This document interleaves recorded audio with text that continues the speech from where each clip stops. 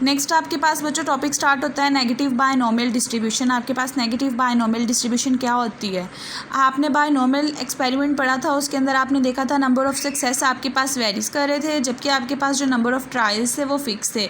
But negative binomial distribution में opposite चीज़ होती है बायनॉमियल से। यहाँ पर जो नंबर ऑफ़ सक्सेसेस होंगे वो फिक्स होंगे, लेकिन नंबर ऑफ़ ट्रायल्स जो हैं वो बार बार वेरी कर रहे होंगे। यानी इसके अंदर मेन चीज़ जो ये होती है, सक्सेस फिक्स होती है, लेकिन जो आपके पास ट्रायल्स होते हैं वो बार बार चेंज होते रहते हैं। यही बातें इन 3 चीज़ों में लिखी हुई है, होगा वही यहाँ पे भी सक्सेस फेलियर होगा। आपके पास सक्सेस की बात हो रही होगी, उसे पी से डिनोट करेंगे, लेकिन मेन चीज़ ये होगी यहाँ पे कांस्टेंट रहेंगे, और आपके पास जबकि जो ट्रायल्स हैं वो इंडिपेंडेंट होंगे। ठीक है, इसका जो फॉर्मूला होता है आपने ये थ्योरी याद कर लेनी है। थ्योरी के अंदर बता दिया कि एक्स डिनोट करता है नंबर ऑफ़ ट्रायल्स को, और जो के से प्रोसीड्स होती है सक्सेस आपके पास किसी भी एक्सपेरिमेंट में, उसको आप नेगेटिव बायनॉमियल वेरिएबल कहते हो, और इस डिस्ट्रीब्यूशन को आप लोग नेगेटिव बायनॉमियल डिस्ट्रीब्यूशन कहते हो। इसका फॉर्मूला आपके पास ये होता है x-1 k-1 p की पावर के x माइनस q की पावर x माइनस के। x आपको क्वेश्चन के अंदर गिवन होगा, k आपको क्वेश्चन के अंदर गिवन होगा, k फिक्स होगा जो कि आपके पास यहाँ पे सक्सेस को डिनोट कर रहा है, p आपके पास सक्सेस होगी, ये आपके पास q फेलियर होगी, और x आपके पास यहाँ पे नंबर ऑफ़ ट्रायल्स वेरी कर रहा होगा। और यहाँ बता दिया वो trial k+1 k+2 up to सोन होगा आपके पास। अब नेक्स्ट यहाँ पे भी वही चीज़ होगी कि डेंसिटी फंक्शन है, यानी कि इसका आंसर जो है वो हमेशा पॉजिटिव होगा, ग्रेटर देन 0 होगा, और सेकंड चीज़ इसका सम आपके पास इक्वल टू 1 आएगा। सम के लिए फिर वही चीज़ आप इसके ऊपर समीशन अप्लाई कर दोगे। समीशन अप्लाई करने के बाद जिस तरह हम पिछले क्वेश्चन में किसी ना किसी वेरिएबल को सब्सटीट्यूट कर देते थे, यहाँ पे भी ले लेंगे कि y हमारे पास कोई x माइनस के इक्वल है, लेट से एक सब्सटीट्यूशन लेने के बाद सब्सटीट्यूशन इसके अंदर पुट कर दोगे आप, यानी x equals to y plus के ले लोगे, ऊपर भी पुट कर दोगे। समीशन के अंदर पुट करो ना करो उससे फ़र्क नहीं पड़ता। आप इसको देखिए, यहाँ पे आपके पास जो समीशन था वो x इक्वल्स टू के से स्टार्ट हो रहा था, तो k वहाँ जाके x माइनस के इक्वल्स टू 0 बन जाना था, और x माइनस के की जगह आप y लिख दोगे।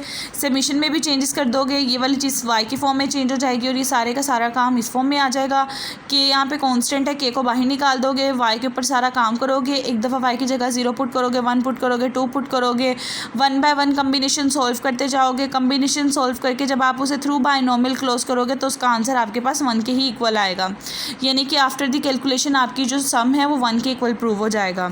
उसके बाद यही बात बताई हुई है कि इसकी फर्स्ट टर्म 1 होती है, सेकंड टर्म का जो कोफिशिएंट है वो के क्यू है, थर्ड का k इंटू k+1/2 फैक्टोरियल के स्क्वायर, इस तरह इसके सारे के सारे कोफिशिएंट बनते हैं।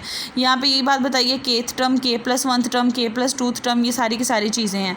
और इस डिस्ट्रीब्यूशन का एक स्पेशल नेम भी है, उसको पास्कल डिस्ट्रीब्यूशन भी कहते हैं आपके पास।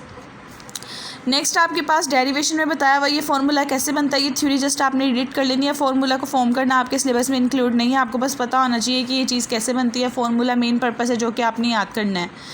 अब नेक्स्ट इससे रिलेटेड मैंने आपको 2 एग्जांपल्स करवानी है, उन एग्जांपल से आपको और क्लैरिटी आएगी। अब देखें, आपको यह कहा है कि a person throw a pair of fair devices, what is the probability that he will get a total of 7 for second time on the 8th throw.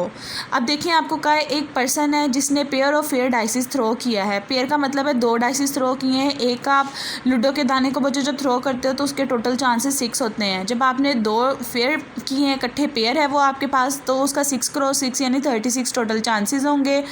आपको कहा आपने प्रोबेबिलिटी बतानी है that he will get a total of 7, जब वो 7 gate करेगा, यानी कि आपने तब की प्रोबेबिलिटी बतानी है जब उसकी टोटल जो सम होगा 2 पेयर डाइसिस का वो आपके पास 7 हो for the second time. Second time यानी कि जो टाइम होता है बेसिकली ये सक्सेस की आपके पास नंबर ऑफ फिक्स सक्सेस है, वो आपको बता रहा है कि के की वैल्यू 2 है और throne on the 8th throw, और 8th थ्रो है, यानी कि आप लोगों ने बेसिकली जो x की वैल्यू है वो यहाँ पे 8 है, आपके पास k की वैल्यू 2 है। आपको उन्होंने बता दिया है कि 7 टोटल के रिस्पेक्ट से प्रोबेबिलिटी निकालनी, यहाँ से आप इसकी प्रोबेबिलिटी निकाल के p की वैल्यू निकालोगे। अब देखें, टोटल डाइसिस जो थे उसकी चांसेस आपके पास 36 थे। 7 के चांसेस 2 पेयर में कब होंगे, अगर 1 + 6 हो, 2 5 आ जाए, 3 4 आ जाए, यानी कि 2 दानों का पेयर इस तरह आए तब आपके पास 7 के चांसेस बनते हैं। अगर आप टोटल काउंट करो तो ये 6 ऐसे केसेस आते हैं जिसमें आपका जो सम हो सकता है वो डाइसिस का 7 हो सकता है। तो जब आपने p की प्रोबेबिलिटी निकालनी है तो वो आपके पास फेवरेबल ओवर टोटल होता है। फेवरेबल आपके पास टोटल 6 हैं, टोटल 36 है, तो p की वैल्यू 6/36 यानी 1/6 आ जाएगी।